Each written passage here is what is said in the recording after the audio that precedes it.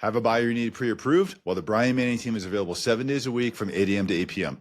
And we can close as quickly as 10 days. Call me anytime, 303-500-3839. Balance isn't about standing still. It's not about splitting time perfectly between work and life. That's a myth.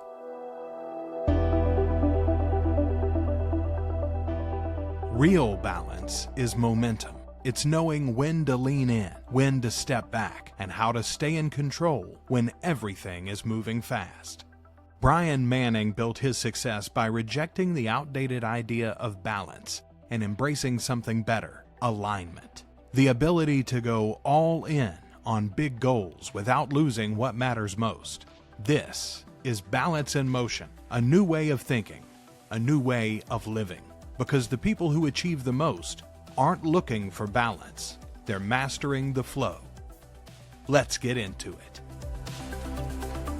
This podcast has been all about exploring high performers. How do they navigate tension between ambition, family, health, money, purpose? I really have always believed that balance isn't really just about splitting time equally. It's really about making the right decisions when two important things are just pulling you in very different directions. But today, I'm going to do something a little bit different. Today, I'm going to sit in the guest seat. As a mortgage lender for almost 3 decades, I've watched thousands of home buyers wrestle with the difficult decisions of should they buy, should they wait, should they focus on a lower interest rate, should they focus on the stronger offer, do they put more money down, do they leave cash in hand? And I know that these aren't just mortgage questions. To me, these are really balance questions. So today, I'm going to be walking you through and talking you through decisions when buying a home are important and why I believe most people are optimizing for the wrong thing. Let's get started. So, question number 1, you keep saying that getting pre-approved isn't enough. Is that just marketing? I fully agree and fully believe my belief system is that just getting pre-approved is not enough. Getting that letter in your hand, it's important. I get it. It's something that most home buyers or all home buyers need when they go to make an offer. But it doesn't give you the facts or figures. It doesn't give you the information. I truly believe that just getting pre-approved is a starting point of the process, but then you got to go a little bit farther. You really got to start looking at all your facts and figures, loan programs that you qualify into. What does that mean for interest rate, down payment, closing costs? But then a step past that, and even more importantly, is what is your winning offer method? When you think about buying a home, what are the steps you're going to go through that you really need to utilize to compete and win at the highest level possible? Because I think winning the home is the most important thing. And winning the home is the mission. And what do I mean by that? We want to have you set up and prepared so that when you find the home, whether there's multiple offers and you're trying to compete and win at the highest level possible, or the home's been on the market for 2 or 3 months and you just want to make an aggressive offer and get the best terms, that optimizing your scenario and optimizing your offer is the most important part. So back to this, winning is the mission. Question number 2, if 2 buyers offer the same price, can the lender really make the difference? So 100%, if 2 offers come in and they offer the same price on the home, that one offer can definitely win over another for a multitude of reasons. Number 1, what is the relationship that the lender has with the listing agent? What is the reputation that the lender has in the market? Do they have a reputation for closing transactions on time? Do they have a reputation for communicating? This is not a perfect world. Sometimes there's struggles in this transaction. Do they disappear when there's challenges, or are they there and over communicating when there's problems? So it's really going to come down to reputation, communication, etc. Also, what are they known for? There's plenty of online lenders out there that offer cheap rates, low interest rates, low fees, but they're horrible in the process. They have no level of service. They don't ever call anyone with an update. If there's an issue, they don't communicate anything about the issue. So without a doubt, I'm going to say that going local is going to be important, but definitely steps past going local are also going to be, what is the reputation of the lender that you work with? What is the reputation in the community?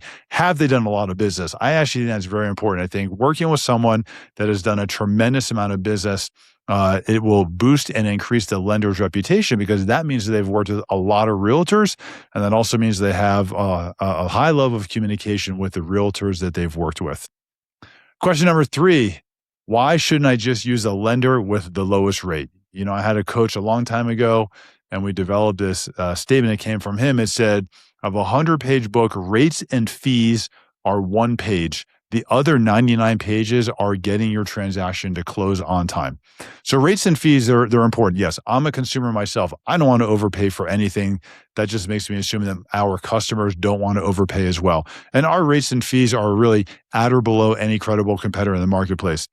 But it really isn't just about the lowest interest rate. And I tell our customers this all the time, that I am never going to be the cheapest lender you talk to. Someone is always going to be an eighth or so higher in rate, but someone's also going to be eighth or so lower. We're going to land right in the middle. It's going to be a great, fair deal for everybody, but the level of service that we're going to deliver is going to outpace anyone as far as the lowest rates are concerned. So I really think in the selection of a mortgage, you have this triangle, and you get to pick 2 of 3 items. So if we think about the tips of the triangle, 2 of the 3 items are going to be fast, good, and cheap. But you only get to pick 2 of the 3. So if you want fast and good, so you want a quick closing, maybe a 10 or 14-day closing, you're not going to get cheap. The cheapest lender is not going to pull that off for you. Or if you want good and cheap, you're not going to get fast. So thinking about the mortgage process in this triangle, you really only get to pick 2 of the 3. Do you want good, fast, cheap? What are the 2 that you want? And I think that interest rate is important. Like I already said, I'm a consumer. I don't want to overpay myself, but the reputation that we have, our winning offer method, helping our customers have a good education and a foundation of the mortgage process so they get to closing and they're confident in the process that they're going through. Most importantly, helping our customers win when they find the home that they fall in love with. Our winning offer method has been created. It's got 7 steps of structuring a winning offer. And this was really built to help our customers compete and win at the highest level possible.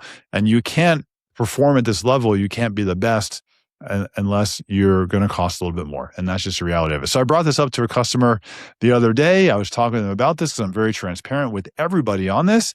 And he says to me, and I thought this was perfect. He wrapped it up perfect. He says, "So you mean I can't shop at Whole Foods for Walmart prices?" And I said, that's the best way to put it. We're like the Whole Foods of mortgage lending. That is exactly the best way to think about it. Question number 4, you say winning the house matters more than the mortgage. What does that mean? So I truly think that winning the home is more important than the mortgage. And here's what I mean by that. If you're a first-time home buyer, a move-up buyer, a second home buyer, it doesn't matter what it is. When you find that home, you fall in love with it. You walk in, you have this emotional feeling. You see yourself living there. You can see your furniture in there. You can see your family there. Maybe your kids playing in the backyard, whatever that emotional connection is. Because buying a home is definitely an emotional process. It's an emotional experience. When you find that home you fall in love with, now you want to win. You want to win. That's the reality of it, that you find this home you fall in love with, and whether it's a competitive offer situation or whether the home's been on the market for several months and you're just trying to figure out how do you want to compete and win at the highest level possible, I think winning is more important than the mortgage, because from my time of doing this, I can tell you that it's extremely deflating when we work with the home buyer. They go through the steps in the process. They get pre-approved. They're comfortable with the payments. They walk into a house. Maybe it's competitive or whatever the situation would be. And they say, you know what? I think we're just going to test the waters and lowball this. And then they end up losing. And when they lose, they're just deflated. It hurts because they were emotionally attached to this home that they fell in love with, that they just wanted to really win. So I truly think that winning a home is more important than the mortgage, and having people on your team, they can set you up for success in this process. They can set you up to be able to win, to get your offer accepted when it's most important, when you find a home you fall in love with. I think that's more important than saving $20 a month. Because why does it matter if you have the lowest rate? It's this cheap online lender. They don't have a good reputation in the community. You think you're doing the best thing because you're getting a 0.1 lower rate. You're saving $20 a month. You find the home you fall in love with. You make an offer, it's competitive, and then you lose. What did you just accomplish by trying to save $20 a month? So I think that winning is really more important than the mortgage. And then question number 5, why do listing agents care who my lender is? So National Association of Realtors do a study every year. It's called the Profile of Home Buyers and Sellers. They go across the nation. They look at transactions that have closed. They interview people. And when they interview sellers every year, they say the number one item that a seller wants delivered in their transaction is certainty. Certainty. So if we know that the seller cares about certainty the most, then the lender is important because the seller and their listing agent are looking for the lender to deliver certainty in the transaction. And if you're working with a local lender that's done a ton of transactions, they've done a lot of business, they know all the realtors in town, they know, and the realtors know that their reputation is important and really held at a very high level, then they know that that lender is going to deliver certainty to the transaction. That's really important. But if you're working with some cheap online lender because you're just trying to save 0.1 on an interest rate, they have no experience in the marketplace, they don't know any of the realtors, they have no reputation that they care about, then the listing agent is going to know this. And unfortunately, it might not work in your favor. So sometimes it's not worth trying to save that 0.1. Question number 6, what's the one piece of mortgage advice you think is flat out wrong? I think the one piece of mortgage advice I think is flat out wrong is when a customer calls in and they say, I don't want to go through the pre-approval process. I just want to give you this little bit of information and will you just quote me an interest rate? I have just watched that fail and collapse more times than I can count in my 28 years of doing this. So what do I mean? I had a customer not long ago. He called. He wanted the same thing. Hey, I'm an anesthesiologist. I just changed jobs. My income is $400,000 a year. I'm just shopping for interest rates right now. I wouldn't capitulate. I would not give him the rate. I held strong and I went through the value in our pre-approval process and why it's so important. So after talking with him, he was a very smart man. He says, okay, let's go through the pre-approval process. Well, and going through this process and completing the application, we then figured out, yes, he did change jobs, but in his changing of employers, he also went from being a W-2 anesthesiologist at a hospital to now a subcontractor, 1099, at the new practice he worked at. His income was dramatically different. Yes, he was getting $400,000 a year on a 1099, but none of his income was usable under a traditional mortgage because he left that W-2 role. He's a customer. He's buying a house. He would never know this. He's an amazing anesthesiologist, but he would never know the guidelines around mortgage qualifying. Why would he? Why should he? So we went through this process and I was able to educate them on, yes, there are still options available for you, but it's going to be different than what you expected. So I think the number one mistake that people makes and where people get it flat out wrong is that they think they should just go through, Google or the phone book, wherever, phone book, that shows my age, and just go through and, call people and say, what's your rate? And I just think that based on all the contributing factors that go into determining what a customer qualifies for, that I just think that's wrong.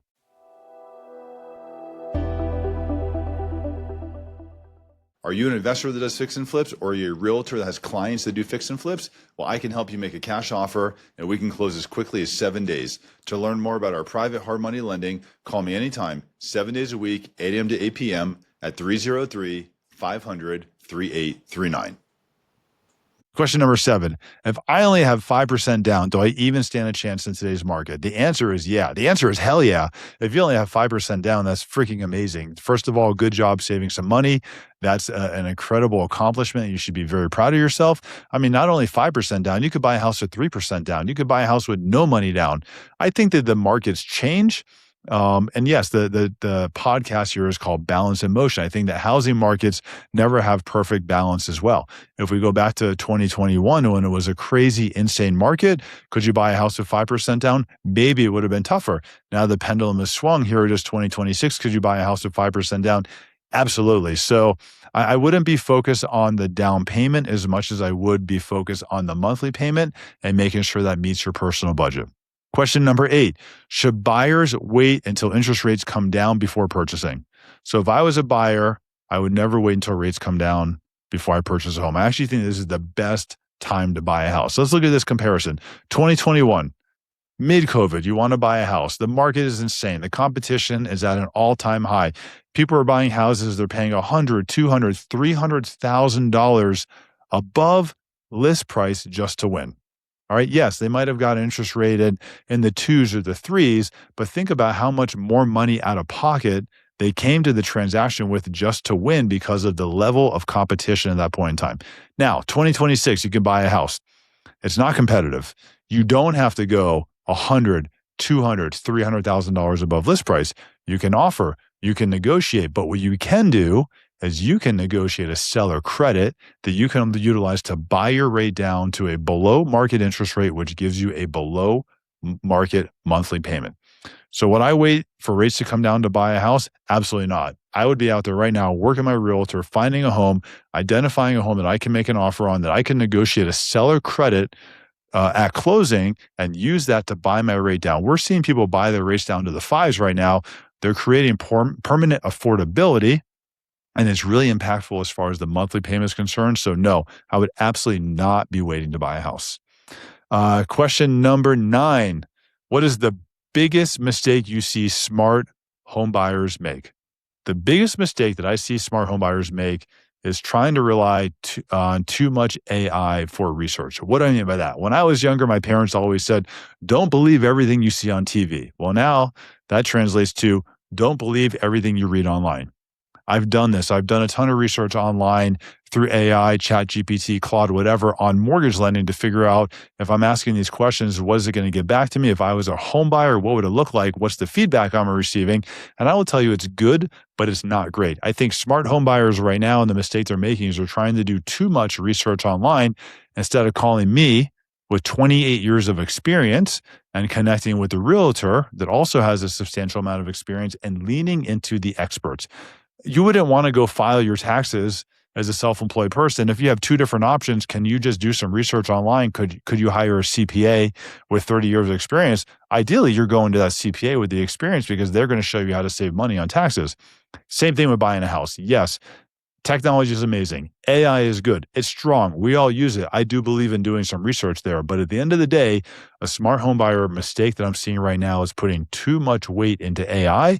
And I'm seeing that the information that's giving back is not always correct. Question number 10. If listeners remember only one thing from today's conversation, what should it be? My one takeaway from today's conversation with this: winning is the mission. That's it. Winning is the mission. When you find that home that you fall in love with, we want to do everything possible through our winning offer method and our 7 steps of structuring a winning offer to ensure that you have the highest probability of winning that home you fall in love with. But I can tell you from my time of doing this, it is very deflating. And there's a lot of emotional distress when you find a home that you fall in love with, you can picture your family living there, and you don't put yourself in a position to win at the highest level possible. So my one takeaway from this entire conversation for any home buyer out there is set yourself up for success. And when you find that house you fall in love with and you want to win, we want to help you. Before we wrap up, I get asked the same question every single time. What is something in my life right now that's out of balance that I'm really working on to bring back in motion? So what's something in my life, me personally right now, that I think is out of balance I'm really working on to bring back in motion? You know what? Honestly, for me, it's personal branding. Personal branding is something I'm working on right now that really has gotten out of whack. It's something that's been, fluid, not in a good way of I've put some time into it. It's fallen off my radar. I put some time into it. It's fallen off my radar. I went to this Forward event in Las Vegas with Neil. That was about a month ago. It really helped me focus on the importance of self-branding. I actually think self-branding is the most important thing as far as marketing is concerned. It doesn't matter what industry you're in. It doesn't matter if you're an entrepreneur, if you work for a company, that your self-branding is important because that's your value that you get to showcase and bring into the marketplace. So my pendulum has really swung the direction of I didn't focus much on self-branding for a while. So I'm very much focused on getting back into it. Thank you so much, everybody, for listening today. It was really wonderful to be on the Balance in Motion podcast. If you have any questions, reach out to me directly. Hope you have a great day.